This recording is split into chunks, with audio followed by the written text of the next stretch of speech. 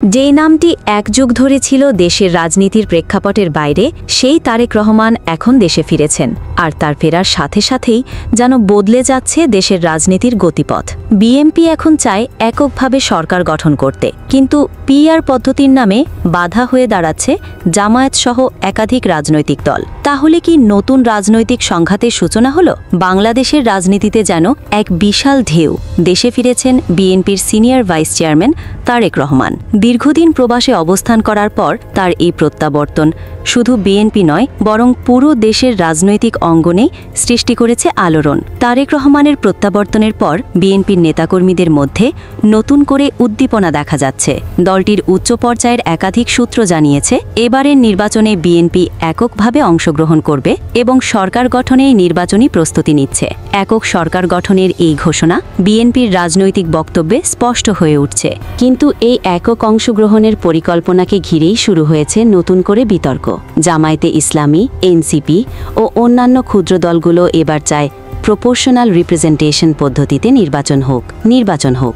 তাদের যুক্তি, এই পদ্ধতিতে সব দলের প্রতিনিধিত্ব নিশ্চিত হয় এবং বৃহৎ দলের একক আধিপত্য রোধ করা সম্ভব হয়। কিন্তু বিএনপি এই পদ্ধতির ঘোর বিরোধী। বিশেষ করে জামায়াত মনে করছে, বিএনপি যদি এককভাবে সরকার গঠন করে তাহলে ক্ষুদ্র দলগুলোর রাজনৈতিক অস্তিত্ব হুমকিতে পড়বে। তাই তারা চাইছে এমন একটি পদ্ধতি যেখানে জনপ্রতিনিধিত্ব মানে সংখ্যাগরিষ্ঠতা নয়, বরং সবার সম্মিলিত অংশগ্রহণ। যেখানে একদিকে পিআর পদ্ধতি নিয়ে জটিলতা বাড়ছে, অন্যদিকে দেশের সাধারণ জনগণ চায় একটি স্থিতিশীল ও কার্যকর সরকার। তারা বিশ্বাস করে তারেক রহমান দেশে এসে এই রাজনৈতিক দোলাচল থেকে বেরিয়ে একটি কার্যকর সিদ্ধান্ত নিতে পারবেন, কারণ তার রাজনৈতিক অভিজ্ঞতা, কৌশলগত দৃষ্টিভঙ্গি এবং সাহসিকতার প্রতি জনগণের একটি অংশ এখনও আস্থা রাখে। তবে অপর অংশ বলছে, এমন সিদ্ধান্ত যেন আবারও রাজনৈতিক বিভাজন বাড়িয়ে না তোলে। তারা চান সকল রাজনৈতিক দল মিলে একটি গ্রহণযোগ্য সমাধানে পৌঁছাক। বর্তমান প্রযুক্তি ও ভোটিং সিস্টেমের উন্নতির কারণে পিআর অর্থাৎ প্রপোর্শনাল রিপ্রেজেন্টেশন পদ্ধতি বাস্তবায়ন এখন আর কঠিন কিছু নয়। বিশ্বের বহু দেশেই এই পদ্ধতির মাধ্যমে ন্যায্য প্রতিনিধিত্ব নিশ্চিত করা হয়। কিন্তু প্রশ্ন হচ্ছে, বাংলাদেশের মতো রাজনৈতিকভাবে স্পর্শকাতর একটি দেশে এই পদ্ধতি কার্যকরভাবে কাজ করবে কি? বিশ্লেষকরা বলছেন, পিআর পদ্ধতিতে সরকার গঠনের জন্য জোট বাঁধতে হয়, কিন্তু অতীত অভিজ্ঞতায় দেখা গেছে জোট সরকারগুলো অনেক সময়ই দীর্ঘমেয়াদী স্থিতিশীলতা রাখতে ব্যর্থ হয়েছে।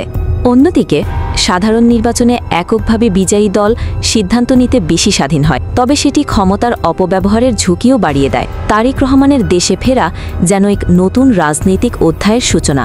বিএনপি এককভাবে সরকার গঠন করতে চায়, অথচ তারই পুরনো মিত্র জামায়াত এবার পিআর পদ্ধতির দাবিতে সামনে এসেছে। অন্যদিকে এনসিপি ও আরও অনেক ছোট দল চাইছে ভোটের ফলাফল যেন সবার জন্য সমান সুযোগ সৃষ্টি করে। এই দ্বন্দ্বের মধ্যেই দাঁড়িয়ে আছে দেশের কোটি কোটি ভোটার, যারা চায় একটি স্থিতিশীল, স্বচ্ছ ও জবাবদিহিমূলক সরকার। সত্যিই কি তারেক রহমান এবার সিদ্ধান্ত নিতে পারবেন দেশের বৃহৎ রাজনৈতিক ভবিষ্যৎ নিয়ে, নাকি পিআর বনাম সাধারণ নির্বাচন বিতর্কই দেশের রাজনীতিকে আবারও অনিশ্চয়তার দিকে ঠেলে দেবে? এই প্রশ্নগুলোর উত্তর মিলবে খুব শিগগিরই। তবে আপাতত দেশের রাজনীতি যেন এক দুঃসাহসিক রূপকথার চূড়ান্ত মোড়ে এসে দাঁড়িয়ে আছে।